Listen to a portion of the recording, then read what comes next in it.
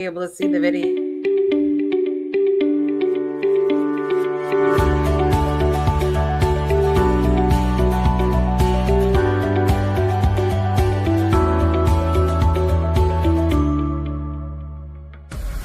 This is a view of the light, a fire burning through the night. We rise, we shine, we take the fight.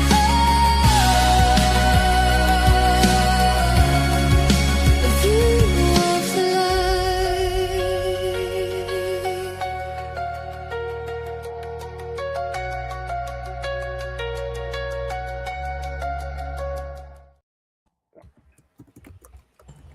Welcome to Spirit Sessions, A View of the Light. Come on in today, because today is a very special day. Today we commemorate something that's a part of history and that's affected so many, but it's had an effect to some of us clear out into here. So let me burn a little sage first, and the question is, will you stand for love? Because it means something different to all of us. But today we are going to listen to some incredible true life stories, and we are going to learn a little bit of the history that happened behind why this poem was written by the wonderful, insightful poet Dorothy Oger. And so I was introduced from Jessica Dugas, creator of the Breakthrough Show network, community, and everything that we have. And Jessica introduced me to the poem. And at first, there was a lot, it's like, okay, we're reading the poem, and this is really neat. It makes me feel peace and love because we set our intentions and then we read it. But what I came to see over time is that there's an energy, a peaceful energy, and a lineage that comes like all the way through Venus and things right on through to today. So this is something that was specific for Dorothy to bring through. And I'm just so honored that we can be here today and learn the true meaning of the poem. So Jessica, I would like to throw this over to you so that we can hear a little more about this. Thank you, Teresa. And I'm so excited that we get to do this again and read the poem together. And it's so significant today because this is the 10-year anniversary of the poem today. And so Dorothy Oger was a friend of mine, a friend of Ollie's here, a friend of Daria's, and she was a Belgian poet, a coach, a speaker, and she created an intuitive poetry process to process through the human experiences that we have. Her most recognized work was the For Love poem, which is often referred to as I Shall Stand for Love. And it was written in the immediate aftermath of the terror attacks in Brussels, Belgium.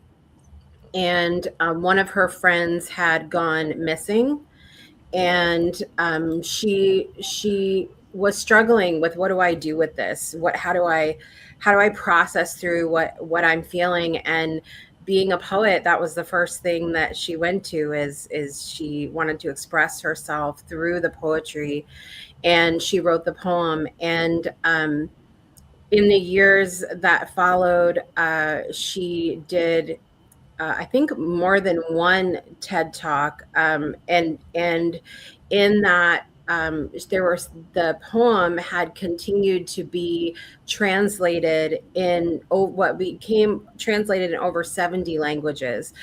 People would hear the poem and they would say, I want to hear this in my native tongue, my language. And so they would translate the poem, and then the poem, it went further. It was translated into an instrumental piece of music and a choral piece of music. And so it really just took so much shape over time. In 2022, when the war started between Russia and Ukraine, Dorothy decided to host a meetup on Zoom every day at 1 p.m. Brussels time. And it was just a quick setting of intentions. Read the poem together, unanimously in your native tongue, and have a moment of silence, and then go on about your day. And she started doing that every day at that point. In October that year, one of the days that we had gone to meet up, Dorothy ended up having a heart attack, and was unconscious for a little while, and then ended up passing away. And so since that time, we have continued to meet every single day to read the poem, set an intention, read the poem, and have that moment of silence together. So it's something that she was very passionate about, the power of energy, the power of setting the intentions for the things that you want to see in the world, and that all of that meant something and was powerful. And so we continue that today. And that's basically the story. But I'm sure that so Daria, I met through the daily poetry readings and everything that we're doing. And we were very fortunate. Before Dorothy passed away, Daria came to the States, and we got to meet in person and send a picture to Dorothy, and, and all of that. And then last year, I was in a virtual event, and there was this guy talking about how much he loved poetry, and he just happened to be in Belgium. And I said, well, I need to tell you about my friend Dorothy. And he said, Dorothy Oger. And I said, oh my goodness. And that was Ollie. And so the three of us all knew her in very different capacities. But she impacted us, all of us, tremendously. And I would love to give them a moment to share anything that they would like. Daria?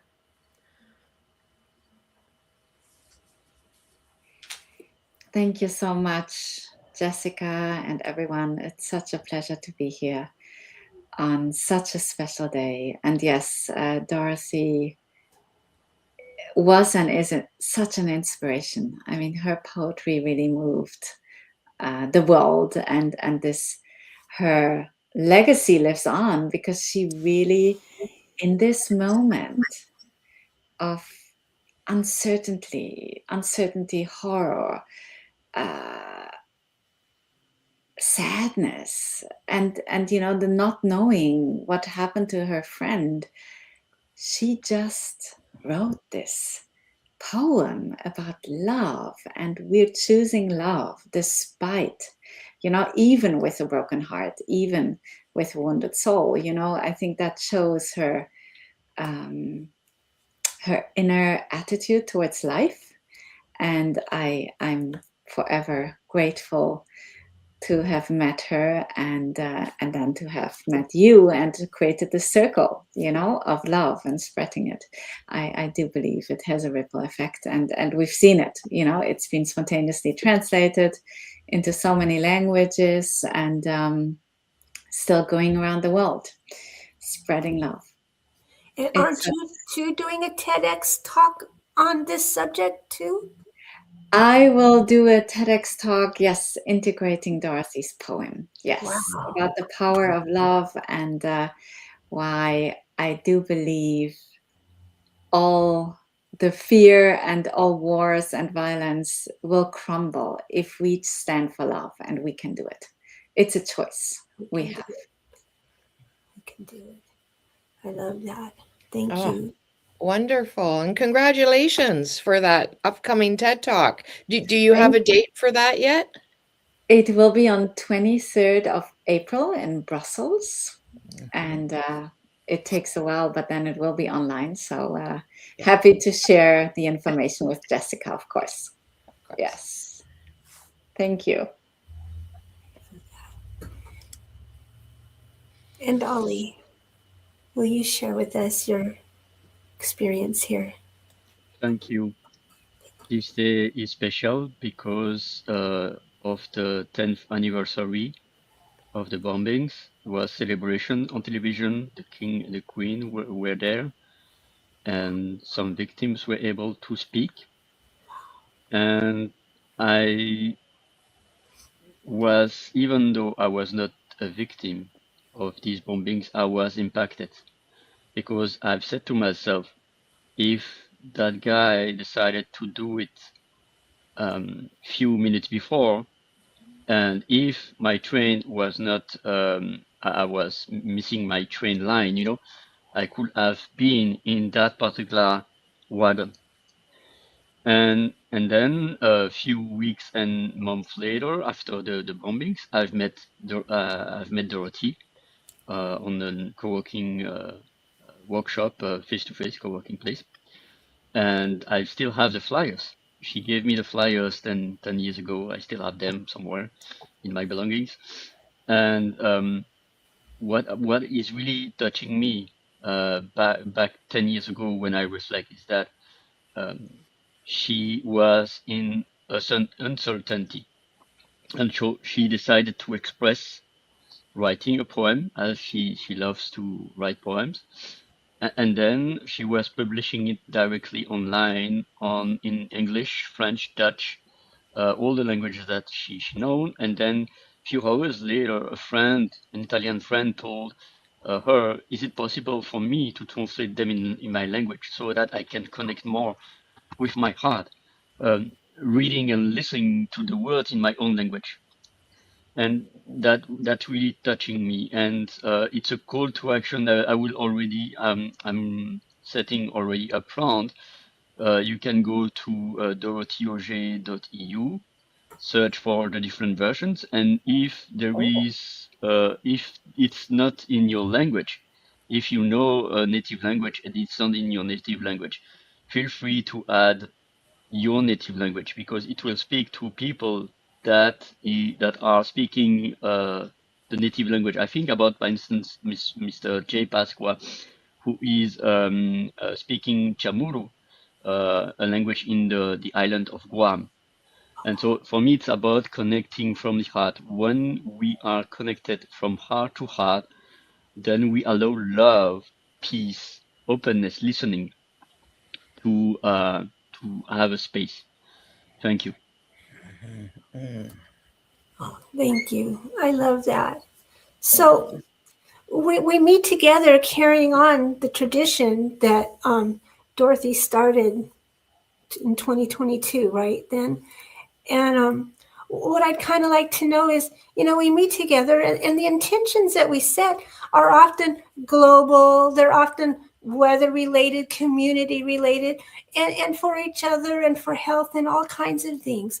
But meeting with such a commitment nearly every day as we try to do, how has that kind of commitment for standing for love spread through your work? I don't know, something like that. I mean, I think for me, Dorothy was on, so well before 2022. Dorothy was on my show. I had met her through a mutual friend, and I just loved how she shared about love. And it was coming into a time for me where I was bringing that sort of energy into the work that I was doing. And when I heard her read the poem, I'd read the poem myself, but when I heard her read the poem, I, I closed my eyes, and I will never forget this. I saw this image in my mind of all these different people from places and cultures and languages and all of this in my, like, it was like a movie reel in my head. And I said to her afterwards, I said, "Dorothy, this is what I saw." And she's like, "It's so funny you say that, because I really would like to compile video recordings of all of the different versions of this poem." And so I worked very closely with Dorothy in the last year of her life, which we didn't know at the time, to work on compiling some of these versions. And we had done a version for International Women's Day, and we did a version that was all in Russian and Ukrainian when all of that was happening, at the beginning over there. We did several different versions of the poem, and And that whole period of time, spending that much time, when you hear, the more you hear the poem, the more you speak the poem, the more you hear it in different languages you don't even know. I don't know, it injects itself into your energetic being, and it becomes such a huge part of everything that you do moving forward. So for me, it is that commitment. Showing up every day to the poem is a commitment for me, but it's also not just a commitment to the poem, it's a commitment and reminder to myself that this is part of who I am now, and it becomes that energy that flows through everything that I do. That's my perspective on it.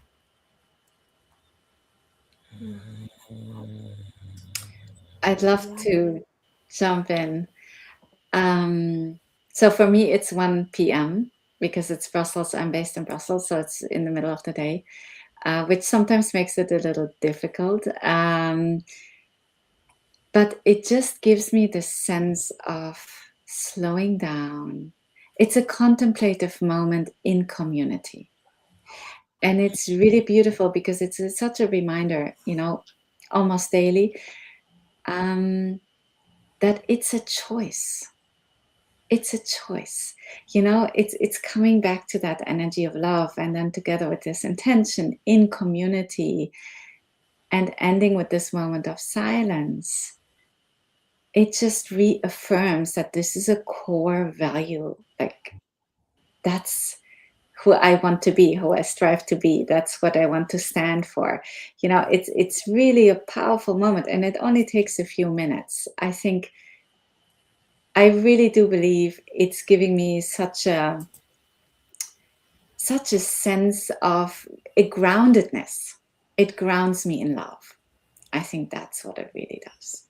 Yeah. Yeah, I agree. How about you, Ollie? How does doing the poem every morning, every afternoon, help you? In fact, I do my best to be as much as I can. I will tell something that Dorothy was doing it for years, and at some point when she was having her heart attack, I was also there for sending vibration so that she can stay on Earth.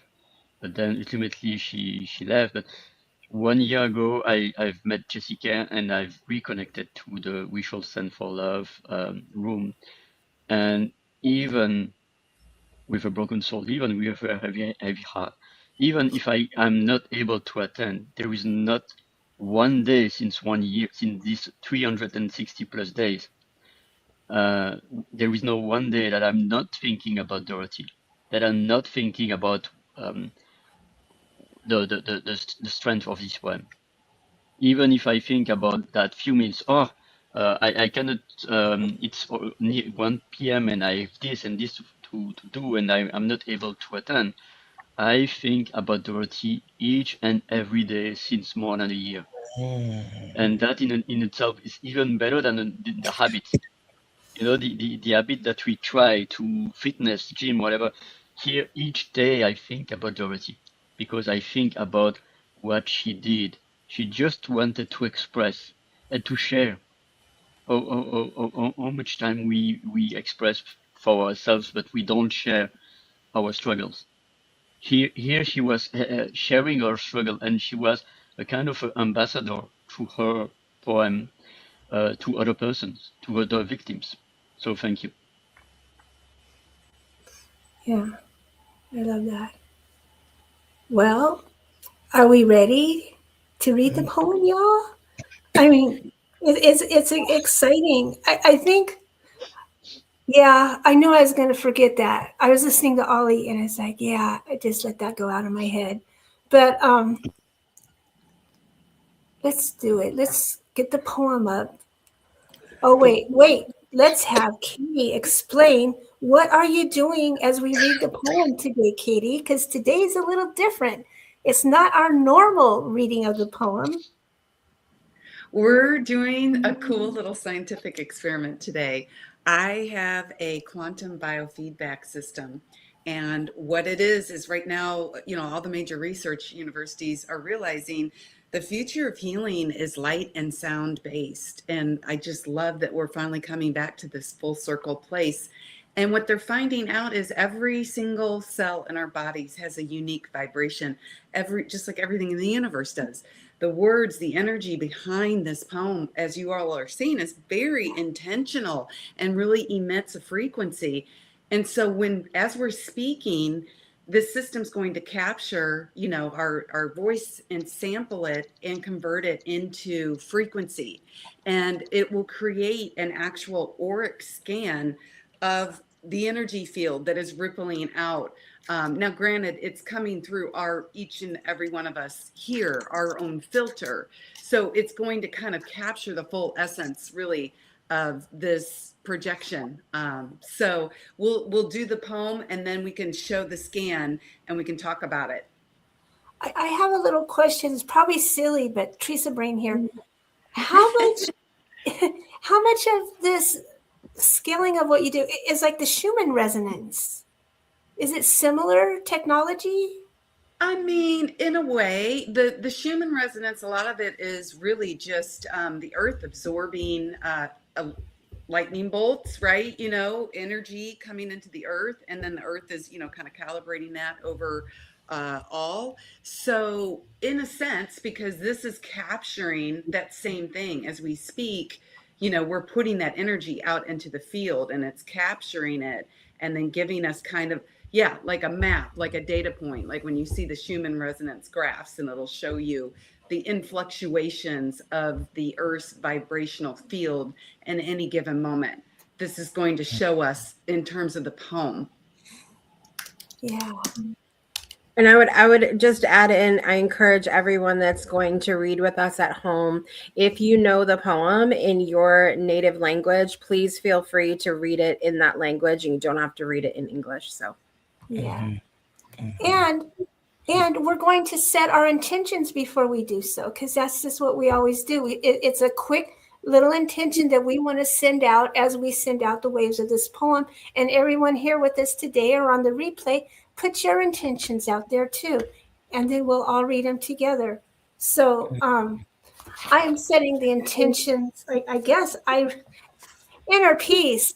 I'm needing a lot of inner peace today, and I want to send that to everyone else out there who needs it too. I will send out for just this being the anniversary, for all the victims, for all the rescue people, for everyone who felt what Dorothy was clearly feeling in that moment when it happened 10 years ago. Good. And my intention would be, bathing, feeling so much gratitude for love. Gratitude for love. The healing effect of love for the whole world, for Brussels and for the whole world. Because as we heal, the world heals. Yeah. I will also go with may everyone feel, especially those harmed here in Brussels 10 years ago, that the healing effects of love, and they are loved, that they are loved. My intention is the same. More empathy, more listening, more love, and that we heal ourselves for the world to be healed. And I would just add in forgiveness, the element of forgiveness, so that we can neutralize the effects and shine, light and peace, like everyone has said, on the world, and the impact every time, like you all have been sharing, that we read this and we put this back out into the world. We reset. So I'll put the overlay of the poem above our faces so everyone in the audience can read it, and we can read it from our screens as well, if that's okay with everyone. Yes. It'll look like this. As we read this poem in unison, it has an effect. And like you said, if you're reading it in your language too, but after the poem, we observe a minute of silence. And so that's really, really an important part of this. So, how about Jessica? Will you begin? Sure. For love. Für die Liebe. I shall stand for love, Je choisis l'amour, soul, même le cœur lourd, even with a même heavy la heart. peine. I Je shall choisis stand l'amour, for ce que le love, monde est déchiré. Va juste mon petit not pays, for my little je piece suis of plutôt en land, for sécurité. I am mostly Aujourd'hui safe. plutôt bien, I am mais le mostly monde tout well. entier, chaque jour. Je choisis l'amour et je puise dans cette I shall lumière stand for de love, remplir because le we monde need more et de light, transformer la violence, de not mettre fin aux guerres. not more Je choisis l'amour pour que nos more enfants I shall stand s'en for sortent, love, pour que nos amis soient à l'abri, pour que so notre that our cimetière friends are s'ouvre. sheltered, so Je that our choisis l'amour, neighbors are même le cœur lourd, I shall shall même la stand peine. for love, Je choisis with a broken l'amour. soul, Even with a heavy heart. Even with a heavy heart. I shall I shall stand for love.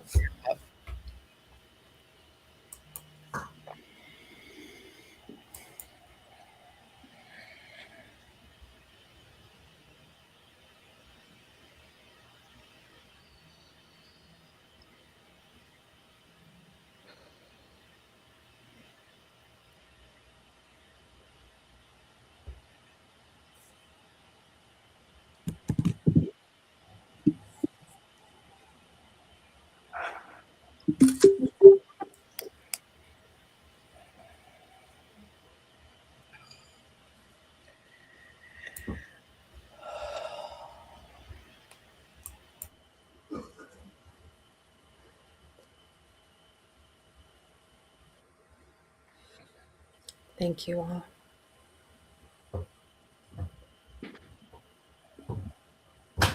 Thank you.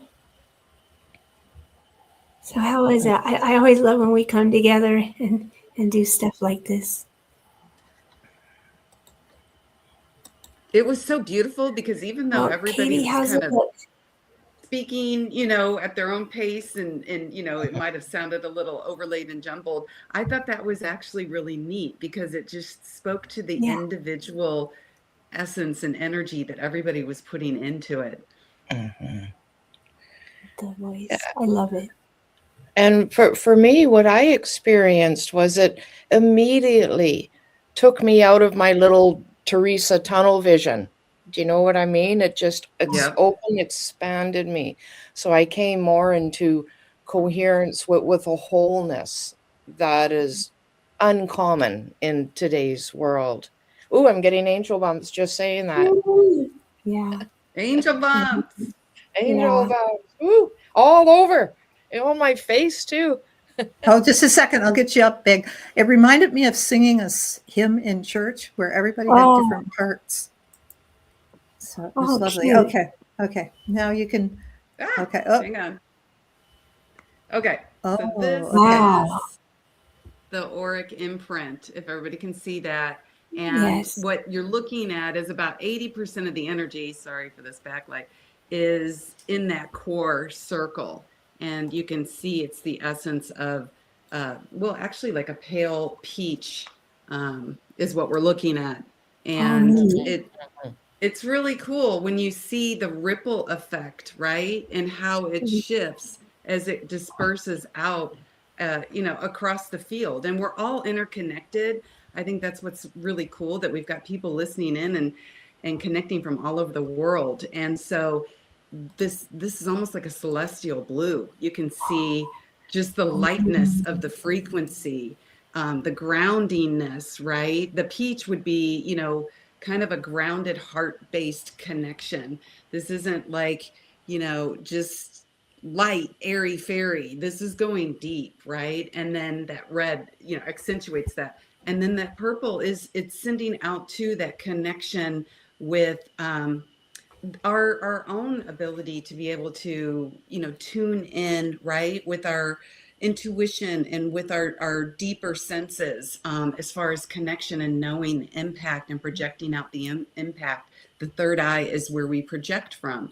And then you can see the diffusion is that blue, which I think a few people on our panel mentioned peace. And so if I were to say something, it's just like a one word analysis for, you know, the vibrational effect that we had today, it would be definitely peace, sending peace out, which is just such, it's so needed right now, right? Like, I just, it gives me goosebumps that, you know, thank you for creating this opportunity so that we can have this impact. I wanted to share really quickly. So I pulled up while you were saying that the image that we did last year when we read this poem, and I was looking at the difference, and the new one looks, I don't know, there's like a different clarity to it. And because I know we were talking about that last time, you were sharing about how obviously the energy is filtered through what we're feeling at the moment. There could be like residual things going on that have nothing to do with the poem at all. And so last time we did it, there was a bright blue and bright green towards the center. The center was still like that peachy pink color, but then there was like the ring of like neon green and then a royal blue outside of that. And so seeing this, it I don't know, it's a different feeling. So I really enjoyed looking at the difference between the two as well.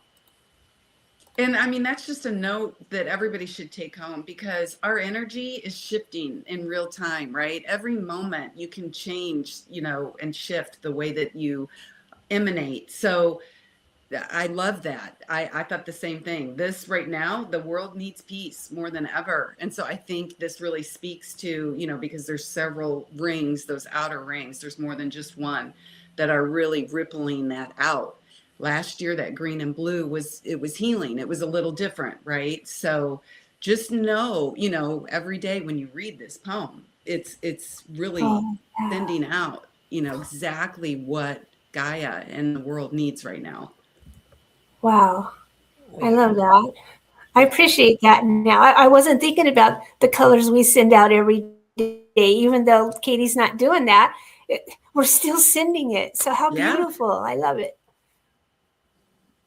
Oh, that's amazing. I mean, all of this is amazing. And Katie, it's almost like, to me, that's like proof that we're doing what we think we're doing, right? Exactly. You know, when science and spirituality overlaps like that. I mean, how beautiful, and to remind us how powerful we are as creators, creatrixes. And we are far more capable than we realize. So every moment that we feel our love helps everyone, like Rhonda was saying. You know, you can't separate our well-being from the well-being of the world. Yeah.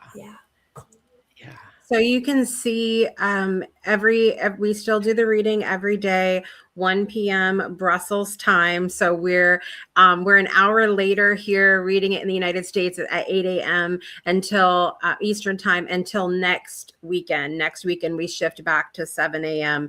Eastern time. And when you come to the space, which by the way, you can come to the room that we go to, it's open 24/7, 365.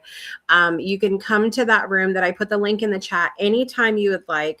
The poem is on the wall. You can also listen to the music that was created for the poem. You can also, there's an interactive map on the wall where you can click different countries and hear different versions of the poem. And we also have that original scan from Katie in the room on the wall that you can look at. And I'm going to put the new one in there as well when Katie sends it over. Okay. I said it's almost like a little shrine in there when you go in for love. Yeah. To stand for love. Why not? So it's pretty cool little space. I love that. Well, thank you everyone for sharing that with us. It was special, and I'm fine if we do this every year. I mean, it's a beautiful thing, no matter what. So, thank you. Anything else that Ollie or Daria would like to share? Because I know, remember, Daria had a schedule.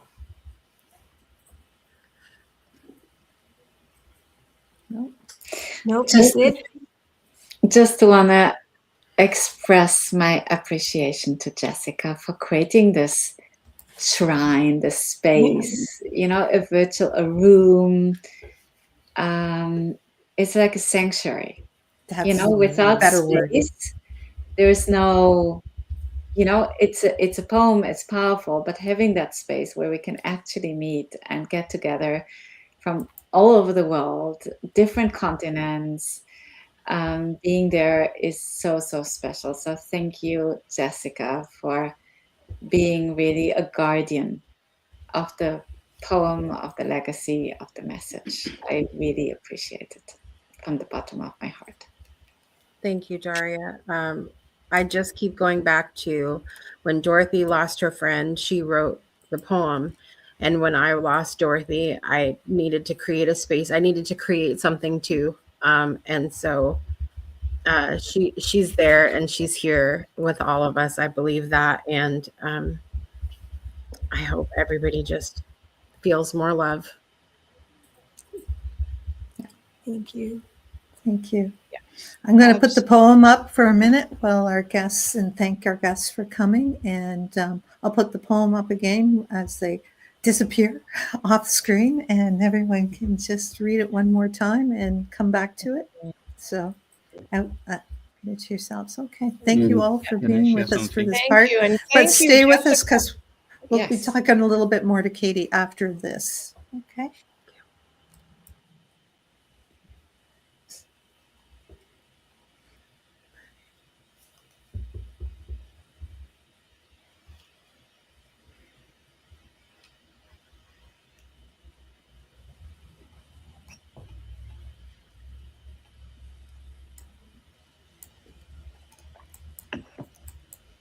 Okay. Thank you. Ollie, you're welcome to stay with us because Katie's going to talk to us today. And so I would like to share ultimately something is that in every language there is also can I share? Sure, absolutely. Yes. In every language there is a depth of meaning.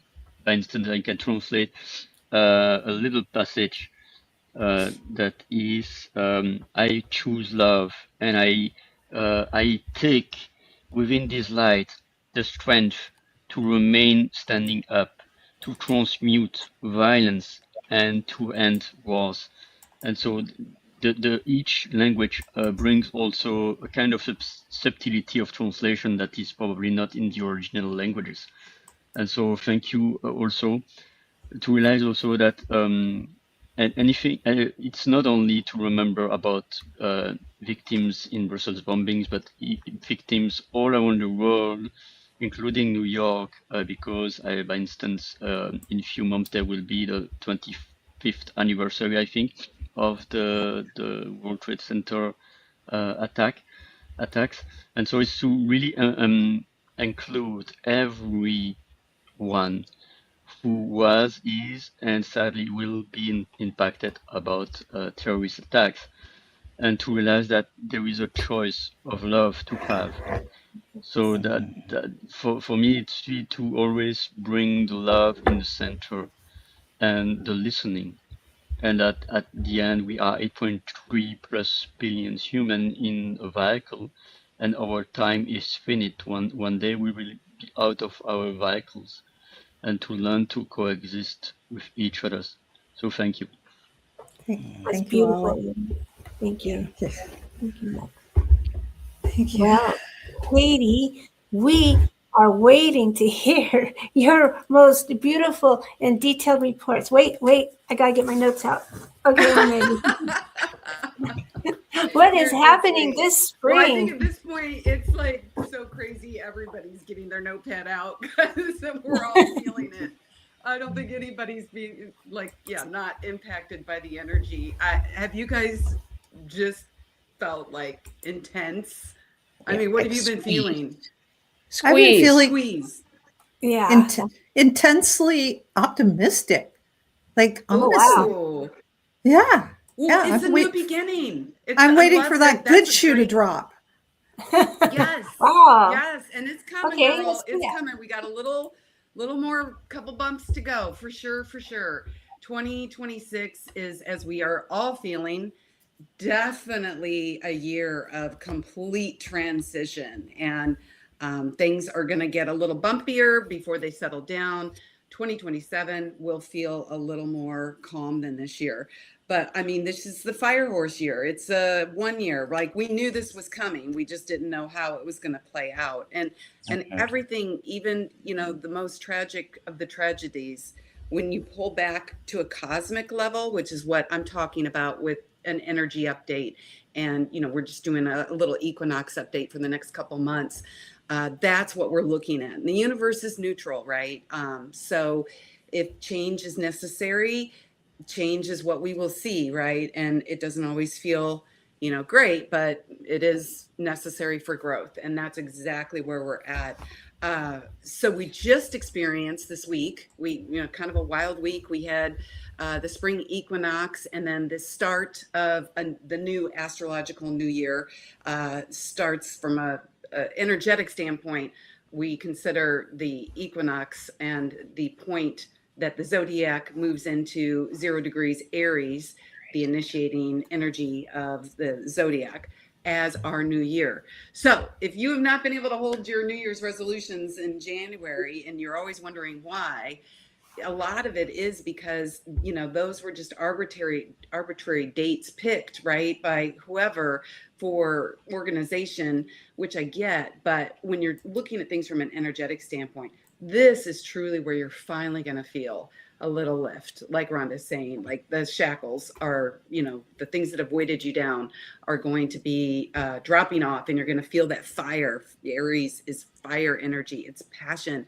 It is the child, right? Like the newborn child that, you know, we've been moving through this birth canal, and now, you know, the child has been born, that inner child in you. And where do you want to, what are your intentions, right? Let's get real intentional, because this, like I said, is a year like no other. We actually, within like this, a 6 months period, we are having every single one of our outer planets change signs. That does not happen. I mean, it's probably been thousands of years, right? This is how impactful this time is for us right now. I can't remember the last time.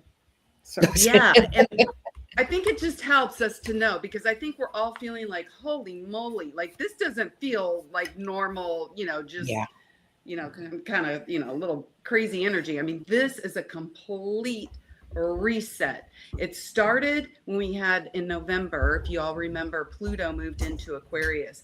Pluto is the most outer planet. It is the driver of all frequency patterns, you name it. And it takes 250 years to do its orbit. It hit that 250 year mark and started, you know, page 1. This is a whole new way of being, living, existing, all the things. So right when we're trying to adjust to that, guess what? Now we have the other planets starting to kind of kick in, and we had Saturn and Neptune, which I'm sure everybody's been talking about, you guys have been hearing, cross over that 0 point that we're talking about and step into Aries. And what that looks like, and we're seeing it play out in real time, we've been sitting with Neptune and Pisces energy, and everybody's just felt it, like, what's real, what isn't. It's been very clouded, right? You know, AI has really brought that to light. You know, my friends send me stuff and I'm like, is that even real? Like, is that, like, we can't trust. What do we even trust, right? And then you've got the, you know, Pisces is about gurus and us putting people on pedestals, right? And assuming that they, you know, are pure, and having this disillusionment of what we see. Well, like the Epstein scandal and all these things now that Neptune has moved into Aries, it's a whole different energy, right? No longer all those gurus are being knocked off their pedestal, because Aries brings it back to the body. It brings it back to you as an individual. And so what this setup is doing, what the universe is setting us up for, is Pluto moving into Aquarius. It's about power decentralization. And you're really seeing that play out on a global level. Systems are falling apart. Structures can't continue to hold. And it's awful to watch. But at the same time, like I said, when you pull out to that 30,000 foot view and you become neutral, you become the observer of the dream. This is a dream that we are all existing in. We are eternal beings, right? You really have to hold on and anchor that in, because, you know, things are getting really crazy. But what it's doing is it's forcing you inward. Neptune is spirit. It is our highest essence, right? It's our highest timeline, our highest potential. And now you've got that Saturn in Aries, which is the vessel. It's our body. So our highest potential life, you know, is laying out before us, but it's only going to be able, we will only be able to create and ground from the frequency that we emit, just like we were talking with the biofeedback system. And so if you are still running old programs, fear, looking outside of yourself for somebody to save you, again, that guru, you know, mentality, it's not working. And I think you can really feel it, because people that I'm doing sessions on and talking to are really having a hard time stabilizing. Because normally you can either, if you're recalibrating within and you're doing some releasing and some letting go, you're able to like look outside and find a vantage point and kind of ground, or vice versa. If things are crazy in the world, you just go within, right? And you kind of just hide out, lay low for a while, and then step back out. But we're having both happen simultaneously, and it's really throwing people off your game. And so I just want to share that, because if you're feeling that way, just know you're not alone. We are all feeling that, because I've talked to so many people that think, oh my gosh, it's just me, you know, all these things in my life are falling apart. But just know it's happening. None of us are getting out of this, because the outer planets are the frequency background noise. It's like when you go to the grocery store and they've got the music playing, and it's like you can barely hear it. It's not even like you're paying attention, but it's there. And it's affecting your mood, right? It's just affecting, you know, all the things that you might even be subtly thinking about. That's what's happening. We're experiencing this on a massive level.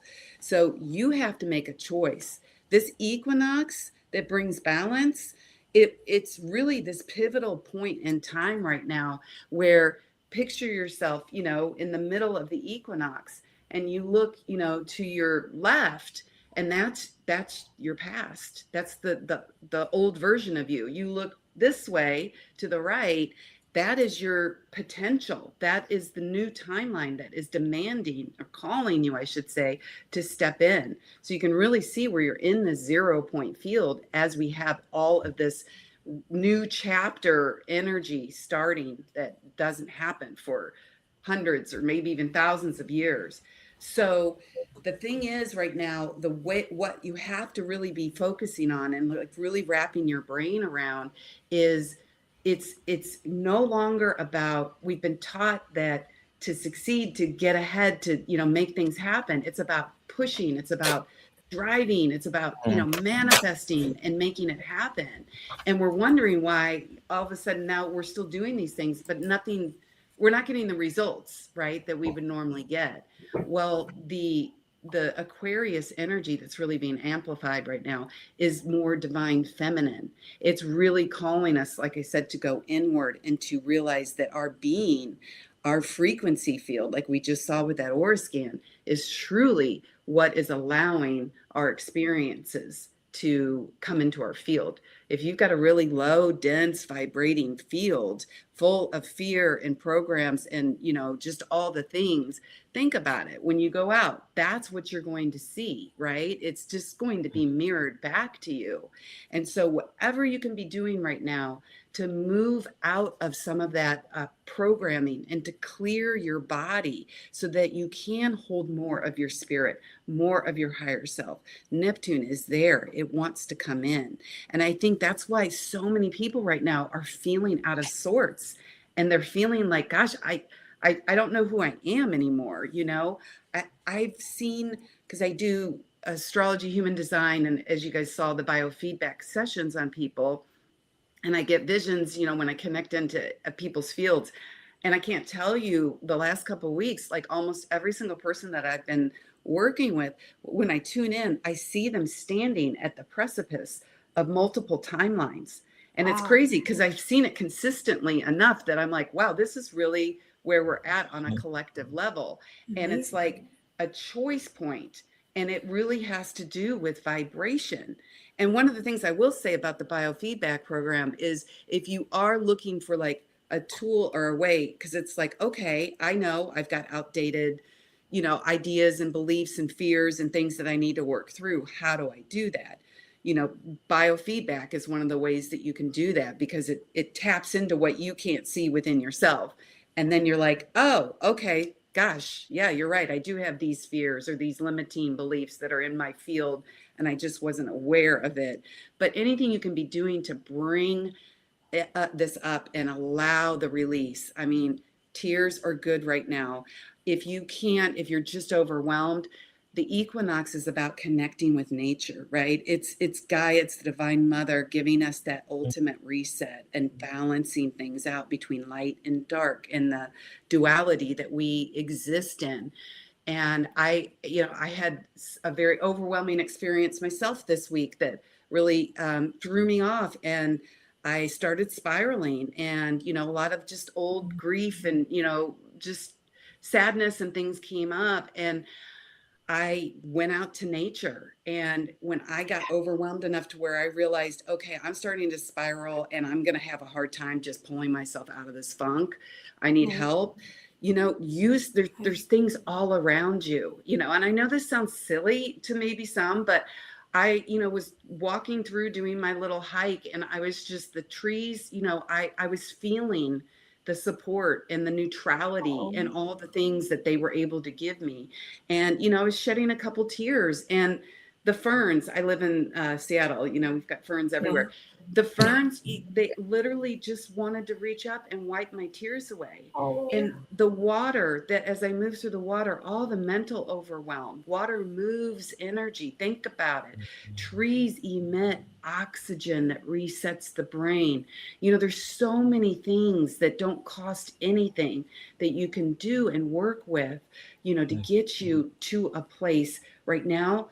Whatever you can do to be emptying out, clearing out. You cannot take this old dense energy with you.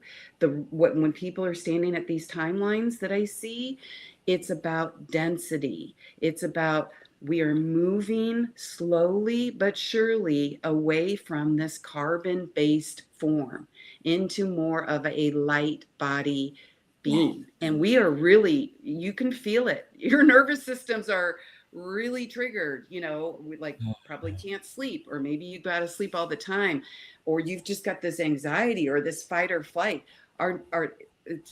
Teresa, I loved it when you brought up the Schumann resonance, because people are, oh my gosh, the Schumann resonance off the charts. Gaia is in the same boat. I mean, we're all in this together. And when you see this Gaia and the Schumann resonance doing this, guess what that's doing to you on an individual level? It's doing the same thing. It's our bodies are truly in a state of mutation. So knowledge is power. Awareness is everything. Consciousness is expanding, whether you like it or not. So you can get on board and do things like listen to shows like these, that allow you to understand. Because when you can understand, that's the first step to embodied wisdom, right?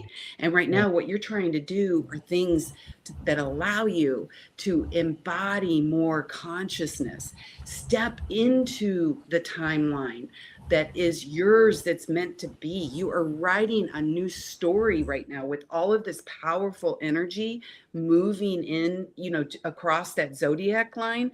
Think of it like the wind is at your sails right now, for better or for worse. So like I said, if you do have days, where you're spiraling, that's okay. We are all having them. We're all going to have them. But I don't care if you have to crawl, into your local park, I mean, get out in nature, do whatever you can to move that energy so that you can really start to create from alignment, right? From magnetism.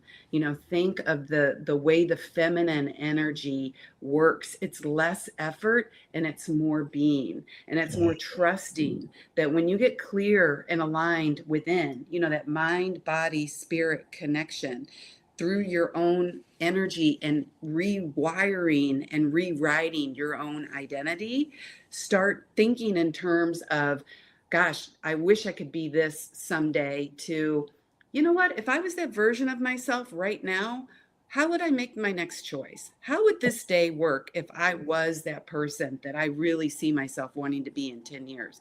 And if you just take one step as that person, that timeline that I can see in my psychic field, what you're doing is you're just bringing that frequency into your field, and that's how you become that person. And all of a sudden, next thing you know, you're looking around and you're like, oh my gosh, look, it arrived. And you're scratching your head going, I don't even recall what I did specifically.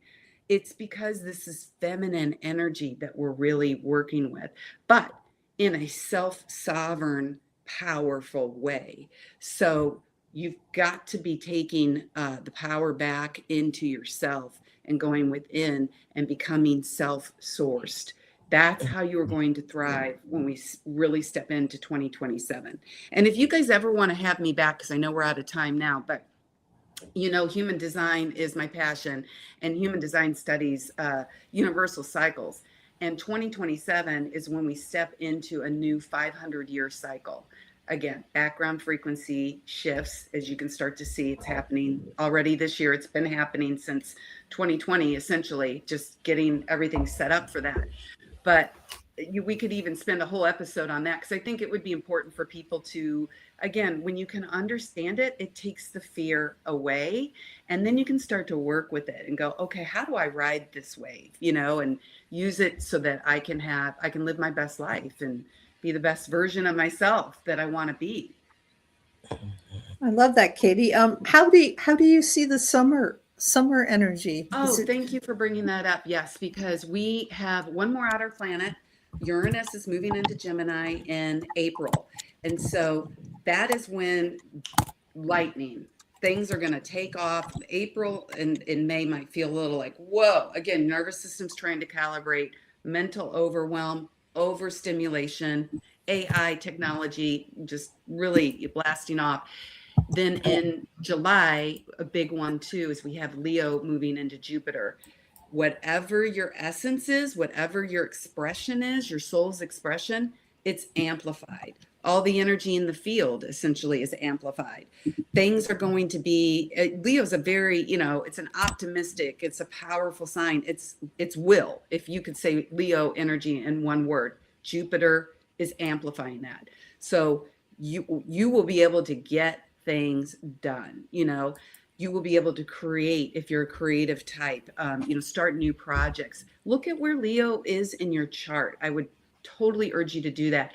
And that's where you're going to see some luck. You're going to see some opportunity. And again, if you can look now, you can start to plan and maybe adjust, you know, some of your. The 8 gateway is going to be cool. Oh, yes. Let's do I'm traveling that time. Yeah, so that's wonderful. Yeah. And I'm a Leo rising, I guess it is. Of course you do, Rhonda. This is why we all love Rhonda. Everybody loves a Leo rising. Leo risings are the best.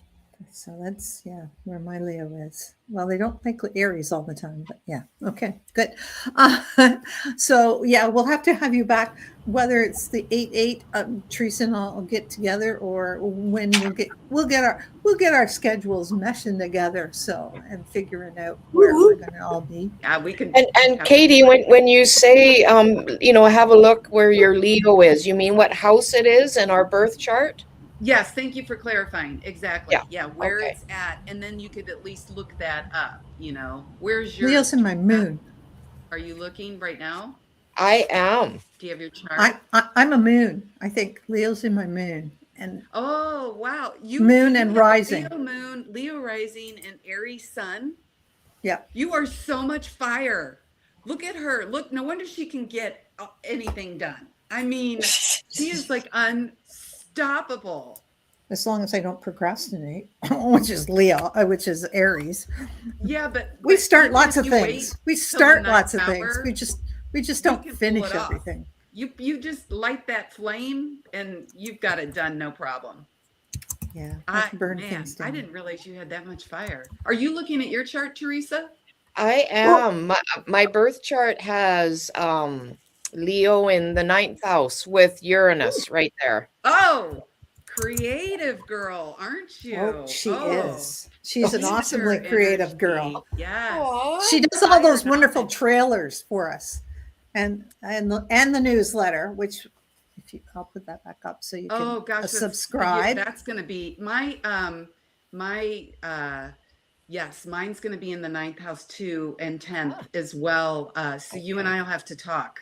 Yeah, 9th and 10th. It's a little over into the 10th as well. And I Oh, just, cool. you're absolutely brilliant, Katie. I have so enjoyed everything in today's show, but just sort of focusing on what you're sharing now. And it's like with the Neptune and Saturn coming together, it's like grounding our spirituality, right? Giving Yes. structure, focus, living it. So I think that's why I was feeling that squeeze, because everything that wasn't part of that was just being squeezed out. And every moment, and you mentioned choices, every moment is a brilliant choice for us to be love, to be gratitude, to be peace, and just to be authentic. And Authentic. interestingly, I never considered this to be a timeline jump. And earlier this week, I did a big timeline jump. I'm And telling you, everybody is there. I We could are all feel right it. there. Thank you for sharing that you noticed you Yes, stepping in. Yep. absolutely. And also, aren't all the planets going direct sometime early this week?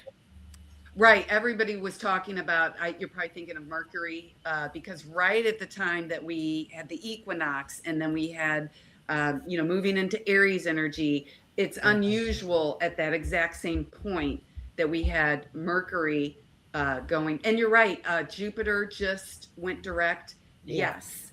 And Yes. so, yeah, there's just been so much of this inward kind of spiral, and it's felt heavy and it's been intense, but it's necessary. It's a purge, and you have to go with it. Because, like I said, when I had my off day, I realized, talk about timelines, I had this awareness in the given moment of, Mhm. I can choose this to be a gift, to allow me the awareness that there are still layers of the onion that need to be peeled, right? And so I shifted in real time, and going into nature was what really helped me.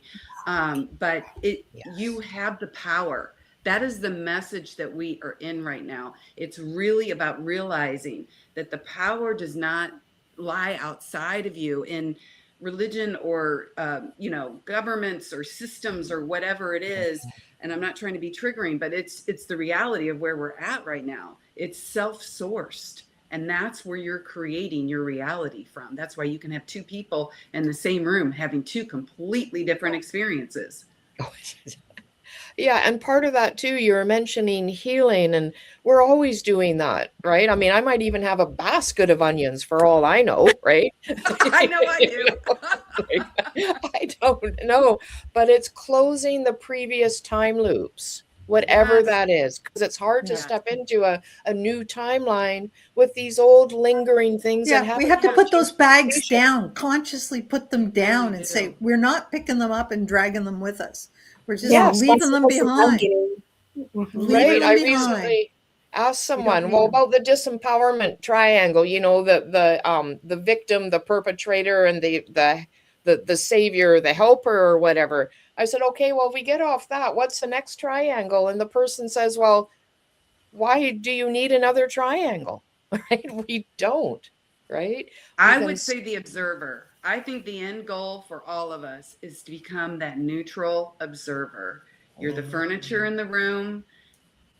Truly, source is creative energy that is moving through, experiencing itself through us. We are all little tiny little fractals of light, right? And let it move through you. And I mean, we're going to go through bad times. I'm not saying it's all rainbows and butterflies, but don't hold on to it. That's what creates that density in the body. And like Teresa said, as now Neptune, our spirit is trying to move in and switch our timelines. It's our own fault, and ultimately, if we hang on to the density and don't allow that to happen. And if you can't do it on your own, which I understand, a lot of us, it's really, really challenging. then even just like things, this is free, you know, the fact that you guys are tuning in right now and listening to this and getting that support. There's just so many things out there that you can do that you might not even be aware of, right? Talk about your circle before you leave. Oh, yes. One of the things you can do is Rhonda joins me every month. I host I call it a Celestial Circle on Patreon. And it's just a beautiful group of people coming together. And we talk about the energy. We become aware of what's going on. We calibrate to the highest, potential of it. So we are ready to go for the month ahead. And we use the biofeedback and other tools that we use today. And it's community. That's what we need right now as we are going through these changes. I think you guys all agree. It's like finding people that are like-minded and understand what you're going through and are also wanting to, lift up and be the best version of themselves. When you surround yourself with those type of people, again, it's frequency. You're getting that support. You're getting that feedback. You're getting out of the loop that you guys just mentioned, that we've been stuck in this loop for so long. Now we're crossing into a new chapter where that loop no longer exists. So you're going to stay in the old paradigm with that loop until it burns out, or, the choice is yours. So I would love to have you join me on the Celestial Circle, first Friday of the month, 12 to 1 Pacific time. Awesome. Sounds great. I'll sign up. Yay! Oh my God, I'd love to be It's there. awesome. It's so much fun. And you get tones every month as well. Oh, that's right. Every week I send out frequencies in between the circle. You're right, because I got you guys. I got you. Like, I will send something out that you can listen to and stay calibrated throughout the week for the price of a cup of coffee. It's like, really, like, why not do it? At this point where we're at in 2026, really, like, why would you not be doing something like that? Yeah, for sure. For sure. Yay. T-Dubs, any closing words before we I birds? was going to tell, we're continuing the excitement because next week, the question is, what sparks and what harnesses the fiery Aries energy in 2026? And so we're listening to a lot of things now, but we're going to be pulling cards, intuitive messages bringing through for Aries and for the collective. And join us at 12 noon Eastern next Sunday, March 29th. And even though we're celebrating Aries and it's the last day of March, it's still continuing through until, through April until our next one. And we will have a replay on Easter weekend because we're just taking a break. So we're going to choose, it'll be a surprise because we haven't chosen it yet. So it'll be a surprise for you guys, which ones we're going to replay just for your enjoyment. And so, join us next week as we pull cards for my birthday. Tomorrow, happy birthday. Tomorrow, please join me on Project Joy Live at 9 a.m. Eastern time. Yeah, because I watch at 8 a.m. Central. So at 9 a.m. Eastern time. And I will be talking about some exciting things coming up on Spirit Sessions this spring. Super, super, Teresa. And you can check out our page because I think we have a link in the page that she's made a lovely post and you can go and check it out. So Project Live, we love Jessica and the network she's brought us onto. And so we celebrate that. And I'm celebrating. I'll try to get sneaking from work and watch you live, sort of on my phone as I'm paying attention to work. Okay. Yeah, that sounds great. If I can show up in my jammies, you can show up in your jam. Everyone can show up in their jammies. Yeah. Oh yeah, because it'll be really early for you, Teresa. Yeah, on the West Coast and Katie. So really early. Thank you so much, ladies. Stay on afterwards, and we love you and thank you so much. And Elsie, glad to see you, Elsie. Oh my gosh, Elise! Yeah, Elise. Elise. Sorry, my brain out there. engineering empathy every day. She Every is an day. earth angel for sure. Bless you, Elise. Absolutely. It's so good Bless to you. see your name. Yeah, lovely, lovely. Thank you all for joining us. Remember to subscribe to our YouTube channel. Just check to see if you have. Sometimes you think you have and you haven't, but just go and check because we're at 883. We're so close to 1,000. Let's Oh, make it 1,000. I'm really, yes. really excited. So Yes. get your friends, get your spouses to subscribe. You know, just go into their account and subscribe them. Do it all the time. That Aries energy. So yeah, you know. It's all for the good of the world. So, yeah, Yes. our news is always good news all the time. So, take care, everybody. Love you. And see you next week. Happy equinox. Happy equinox. Bye-bye. Oh, yeah. Woohoo, spring. This is a view